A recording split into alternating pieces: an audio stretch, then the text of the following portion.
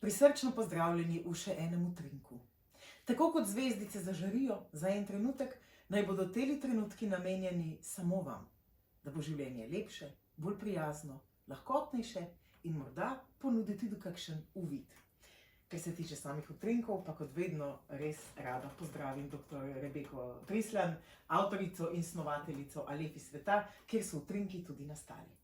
Res je. In vsakega novega se veselim. Ja, res je, tudi jaz srčno, ker nikoli ne veva, kam naj odpelje. In to je tudi čarobnost sveta. In ko rečemo čarobnost, sploh iz spektra barv, radi pomislimo na mavrico. Mavrica vsebuje čisto vse, predvsem pa je en tak dar narave, ki v vsej polnosti res zažari ravno takrat, ko se srečata dež in sonce. Od metafor pa k resničnemu življenju. Kaj vse najdemo med utrinki? Med utrinki so različne tematike, od moči, luči, knjiga. Se pravi, že z naslovi nekako poskušamo iti v tematiko, da z razmišljanjem, izkušnjami komu pomagamo. In ker si že ravno pomagamo in ker res iz srca želiva, da je dan lepši, morda celo življenje malce drugačno, predvsem pa, da skrbi odplakne stran, se bomo danes res posvetili mavrici. Ti si tudi doktorica kemije in ko delaš kreme, kozmetične produkte, naletiš na mavrico vseh stvari, ki jih je treba upoštevati. Kdaj pa se zgodi ta čudež, ta mavričnost teh tvojih produktov? Predvsem izhajam najprej iz tistega strokovnega znanja, kaj mora biti v kremi, da zdrži, zdrži nekako uporabo, rok uporabe, da ne pride do kakšnih neželenih mikrobioloških rasti, ki nam naši koži ne koristijo. Najprej štartam z znanjem, da kaj mora biti noter, potem izberem olja, za kateri tip kože bo in pa namen, kakšen je namen kreme, kaj želim, ali da je bolj vlažilna, ali da je obnovitvena, regenerativna. In ko sem v laboratoriju, v tistih z rokavicami, vse razkuženo, s posamezno spatolo vstopam v posamezno olje, tehtam in mešam, se mi zdi, da takrat vstopim v en čudežni svet. In mislim, da se ta čudežni svet potem tudi odraza, ne samo v tem produktu, ampak v tem, ko ga nanesemo, ko lahko v njem in uživamo in ko naša koža zažari. Danes pa bomo vsi skupaj zažareli v barvah mavrice. In kot je mavrica res polna vsega, je polno vsega tudi naše življenje. Kdaj si ti imela občutek, da se v življenju sprehajaš po mavrici?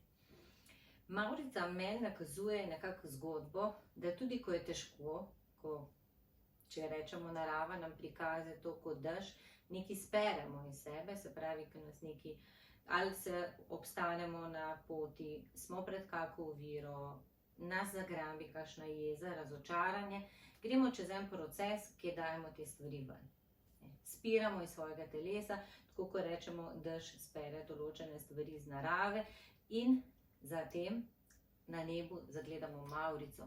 In nam da nekak namig, da se splača narediti kakšen nov korak, ker potem, ko damo tudi kakšno jezo, bolečino ven, na tisto mesto pride mir, ljubezen in to je mavrica naših občutij, teh nekih prijetnih občutij.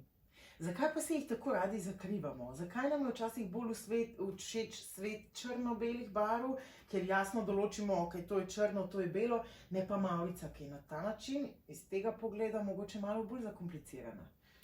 Včasih ne vemo, kako se lotiti, kako priti do barvne mavrice, mogoče nas je strah, ali pa ne vemo res, kaj je tisto, kar najprej naredimo. Ker jaz, če gledam iz svojih izkušenj, te prvi koraki so najtežji. Ker če smo mi na nek način, na nek vzorec delovanja navajeni, pa ga potem spremeniti ni enostavno.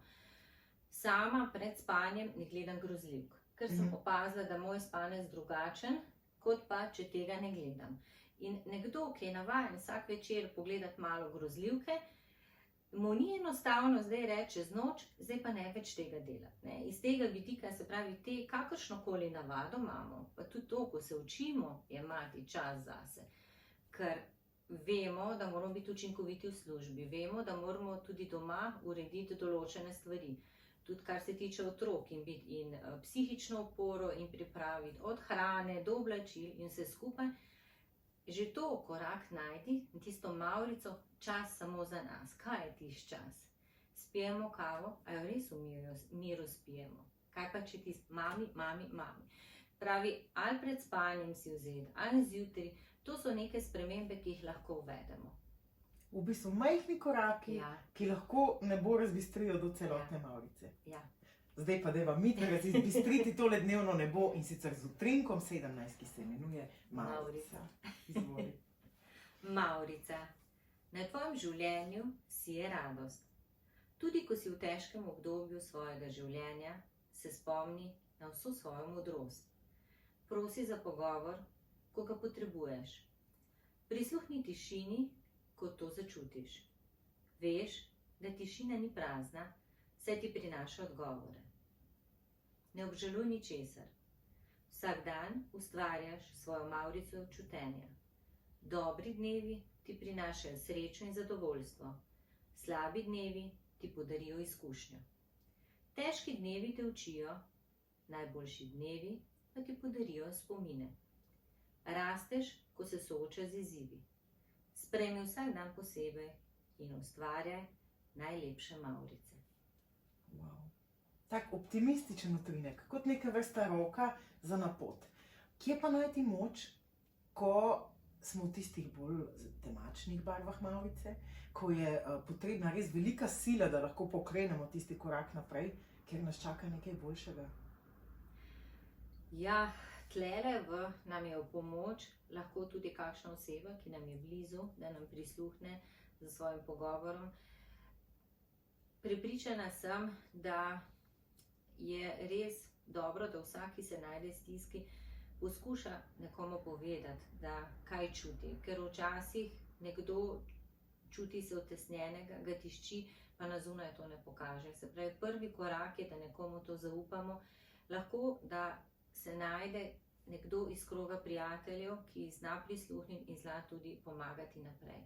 Verjamem, da če je nekdo zelo globoko, zelo bi lahko rekel, v teh težkih čustvenih stiskah, mu najbrž, če bi rekli, da naj posluša meditacijo, ne bi nič pomagalo. Mogoče komu bi pomagala kakšna glasba, ampak mislim, da če smo pa res globoko, da se nam neke stiske intenzivno dogajajo že dlje časa, je najprej prvi korak, da nekomu zaupamo. Potem se pa počasi razvije, da si poiščemo pomoč, ne glede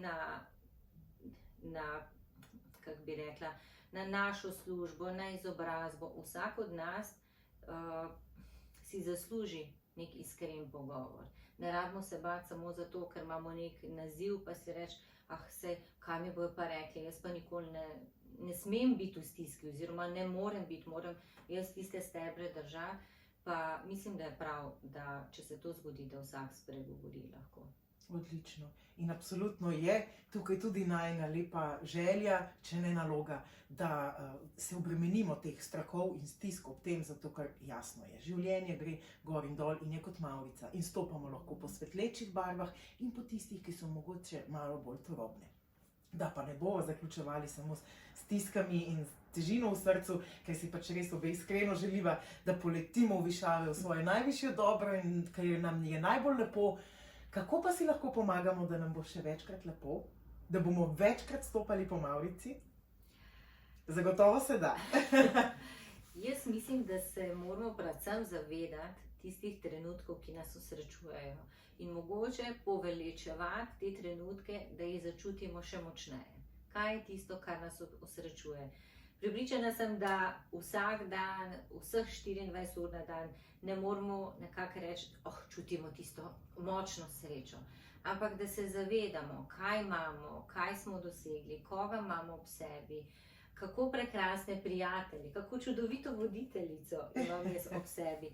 In ki ni samo strokovna, ampak tudi srčna, z mano deli te utrinke, da si pomagamo na ta način pogled spremeniti. Da ne gledamo samo tisto sivino, če se nam je mogoče na tej poti ustavilo, pa pogledamo, kaj smo že dosegli. Poskušamo nekako svoj prelisičiti, ker najprej so tiste misli, s katerimi začnemo. Naše razmišljanje, potem so naša dejanja, se pravi, najprej so misli, grejo ven skozi besede. Če mi dobre stvari mislimo, se pravi, jih tudi več teh dobrih spregovorimo, to gre v naša dejanja, našo usodo naprej. In če štartamo iz dobrih čustev, ki jih midva zagotovo želiva podeliti naprej v svet, potem lahko samo še poželim, da se čim večkrat sprehajamo po Maurici, če pa ne, da se uspemo odpreti tistim pravim, dobrim, pozitivnim utrinkom. Midve so pa tukaj za vas. Vse lepo in vse dobro. Do prihodnjič.